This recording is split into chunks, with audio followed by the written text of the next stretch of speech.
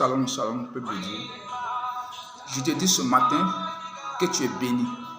Je te dis ce matin que tu es restauré. Je te dis ce matin que le Seigneur Jésus-Christ te visite. Dis-moi Amen 7 fois pour ta guérison. Dis-moi Amen 7 fois pour ta restauration.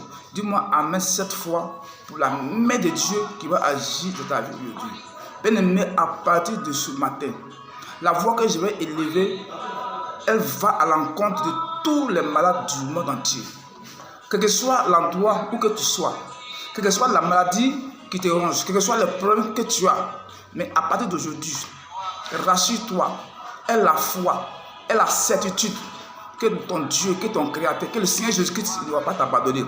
Mais il va te visiter. Il va te visiter parce que c'est lui qui est le médecin par excellence. Il va te visiter parce que c'est celui qui a la guérison. Il va te visiter parce que c'est celui qui a la guérison sur sa langue, la guérison sur sa bouche. La Bible dit que Dieu a créé le monde par la parole. Dieu a dit que la lumière soit et la lumière a été. Jésus aussi a guéri les malades par la parole. Et cette parole a guéri les malades. Donc je crois par la foi qu'aujourd'hui tu seras visité par le Seigneur Jésus qui va te guérir. Quel que soit le mal que tu as, quelle que soit la maladie que tu as, crois par la foi que tu vas guérir. Et ce matin, nous allons prier dans ce sens. Nous allons intercéder dans ce sens. Nous allons prier dans ce pour te rassurer que Jésus-Christ est le médecin par excellence, que Jésus-Christ est là pour toi ce matin. Pour te dire que ce matin, que Jésus-Christ va se déplacer en personne pour toi ce matin. Tu dois avoir cette confirmation, cette assurance.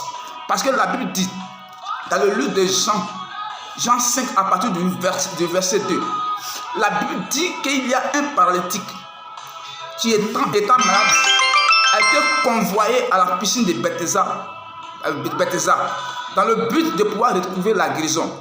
Parce que la Bible nous enseigne qu'à la piscine de Bethesda, il y a un ange qui descendait dans l'eau. Et lorsque l'ange descend dans l'eau, la personne, le malade qui tombe dans l'eau avant les autres malades, recevait la guérison automatiquement, quelle que soit la maladie qu'elle avait, quelle que soit la durée de la maladie, quelle que soit l'intention de la maladie, la personne recevait la guérison. Et c'est dans cette optique que ce malade s'est retrouvé à la piscine de Bethesda dans le but de pouvoir être guéri. Mais la Bible dit que ce dernier, lorsqu'il est à la piscine de Bethesda, tout le temps qu'il a passé à la piscine de Bethesda, il n'a pas pu avoir cette opportunité, cette occasion de plonger dans la piscine pour retrouver la guérison. Et ce dernier, lorsqu'il est à la piscine, il a trouvé des personnes à la piscine. Ces personnes ont été guéries, ils sont partis. Il est allé ensemble avec des personnes. Ces personnes ont plongé dans la piscine, ils ont été guéris. Il y a des personnes qui l'ont trouvé là, ils ont été guéris, ils sont partis. Mais lui, il était à la piscine. Et la Bible dit que le monsieur était là à la piscine, ça fait 38 ans qu'il était là. Il n'a pas pu retrouver la guérison. Mais la Bible dit que c'est un jour, Jésus est arrivé spécialement à cause de lui à la piscine. Parce que la Bible nous dit qu'à la piscine, il y avait plusieurs malades qui étaient là. Il y avait les paralytiques, il y avait les boiteux, il y avait plusieurs gens de malades qui étaient là. Mais Jésus ne s'était pas adressé à eux. Mais il allait directement auprès de la personne pour lui demander s'il veut récupérer la guérison. Et lorsque ce dernier a essayé d'expliquer son problème, Jésus lui a dit automatiquement, prends ton lit et marche. Et c'est ce même Jésus, ce matin, qui va venir te rendre visite. Ce matin, qui va visiter ta maison, qui va te dire ce matin, prends ton lit et marche. Si tu t'es couché sur un lit d'hôpital, aujourd'hui tu vas prendre tes bagages, tu vas quitter de l'hôpital. Si tu t'es couché à la maison, très malade, tu vas te lever aujourd'hui. Quel que soit le mal qui te ronge, quelle soit la maladie qui t'est en toi, à partir d'aujourd'hui tu vas retrouver la guérison. Voilà pourquoi le même pouvoir, la même onction, la même parole que Jésus a déclaré sur le malade pour qu'il retrouve la guérison, que la même onction, tu la déverses dans ta maison aujourd'hui. Quel que soit là où la maladie que tu as, je prie maintenant pour toi maintenant. Là où tu es maintenant, tu écoutes ma voix. Tu vas mettre ta main à l'endroit où tu sens le mal. Mais si tu as mal au ventre, tu vas mettre ta main sur ton ventre. Si tu as mal au dos, tu vas mettre ta main sur ton dos. Si tu as mal au pied, tu vas mettre ta main sur le pied. Quel que soit l'endroit où tu as mal à la tête, tu vas mettre ta main sur la tête. Quel que soit le mal que tu as, si le mal se trouve dans ton ventre, tu vas mettre ta main sur ton ventre. Pour qu'à partir de cette prière, que mon Dieu qui a dit que je vous donne le le pouvoir. Je vous donne le pouvoir afin de guérir les malades. Je vous donne le pouvoir afin de ressusciter les morts. Je vous donne le pouvoir afin de guérir les boiteux. Je vous donne le pouvoir afin d'ouvrir les yeux des aveugles. Ce Dieu a son nom que ce matin je prie. Et je prie maintenant que Dieu maintenant envoie ses âmes dans tous les endroits, dans tous les contrées du monde entier. Là où se trouve un malade, que ce soit la maladie que tu as, que ce soit l'handicap que tu as, que ce soit la paralysie que tu as, que tu reçois ta guérison maintenant, que tu sors de ta maladie, que tu sors de ton handicap, tu sors de l'épreuve, tu sors de toute situation que tu as, que ce soit l'origine du mal, que ce soit l'intention du mal en toi, que ce soit la durée du mal en toi, tu seras guéri. Parce que la Bible dit que le paralytique qui était à la piscine de Bethesda,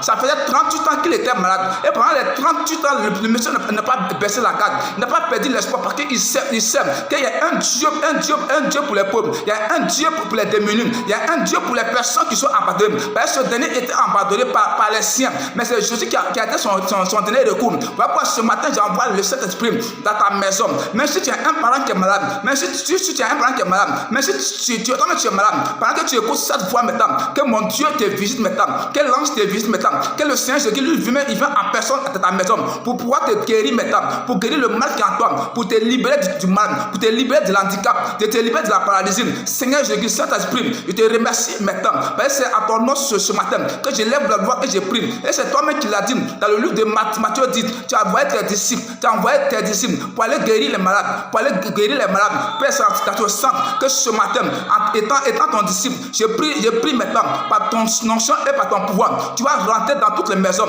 là où se trouve un malade. Tu vas rentrer dans tous les hôpitaux, là où se trouve un malade. Père, tu vas guérir ce malade maintenant. Tu vas guérir ces personnes maintenant. Tu vas les délivrer de ce mal maintenant. De la même manière, tu as visité le paralytique à la piscine de Bethesda pour qu'il sorte de cette maladie, pour qu'il sorte de cet handicap. Tu vas faire autant pour ces personnes. Père, la Bible dit aussi que la fille de Jairus, le chef de la synagogue, la fille était mourante, mais tu es rentré chez lui à la maison et tu as dit une parole. Tu as dit une parole et la fille s'est levée. Seigneur, que cette même parole soit sur ma langue. Voilà pourquoi je dis ce matin, toute personne qui était couchée, toute personne qui était agonisante, toute personne qui était paralysée, toute personne qui avait un mal quelconque, mais qu'est-ce qui soit empoisonné, que quand on t'a lancé un sort, je dis que ce matin, reçois ta guérison, reçois ta délivrance, reçois ta restauration, que tu sois visité par le pouvoir du Saint-Esprit maintenant, tu sois visité par le pouvoir des anges maintenant, tu sois visité par l'ange de la guérison, qui te guérit ce soir. Éternel Dieu de gloire, Saint-Esprit, je te remercie maintenant, c'est toi qui guéris, c'est toi qui es le médecin par excellence. Voilà pourquoi c'est toi que j'appelle ce soir,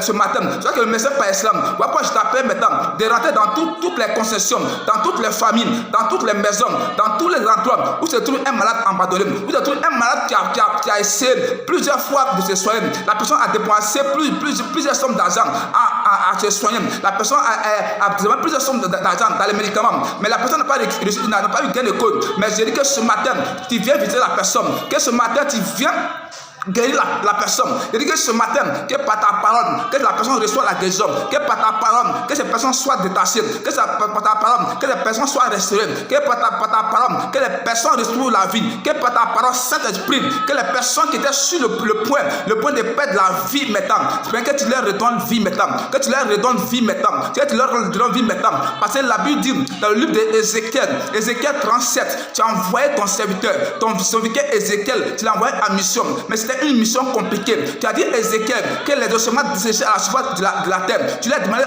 de savoir si ces gens peuvent revenir à la vie, mais c'est toi seul qui a la capacité, c'est toi seul qui a la réponse de tout ça.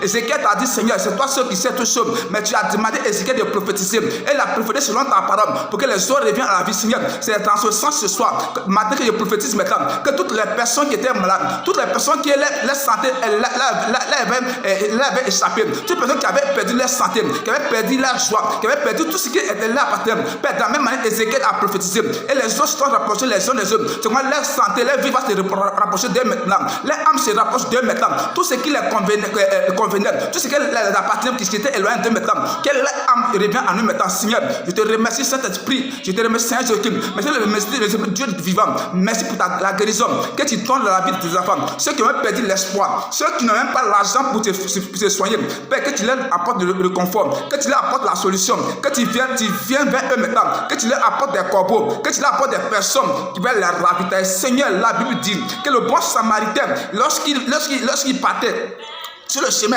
il a trouvé un malade, une personne qui a été dépouillée de ses biens, qui a été blessée, à qui les brigands ont laissé des coups, à qui les brigands ont laissé à moitié mort. Mais la Bible dit que le bon samaritain, il a versé de l'huile et du vin dans ses blessures. Seigneur, que ce matin, que ma parole devienne comme du vin, elle devient comme de l'huile dans les blessures, sur les malades, tous ceux qui sont handicapés, Seigneur, qui reçoivent ma parole comme de l'huile, pour recevoir la guérison, pour recevoir la délivrance, pour recevoir la restauration. Je bénis ton nom ce matin, je bénis ton nom ce matin, Père Seigneur Jésus, tu m'as exaucé, et à m'exaucer ce matin, tu vas exaucer ces paroles, ces personnes maintenant.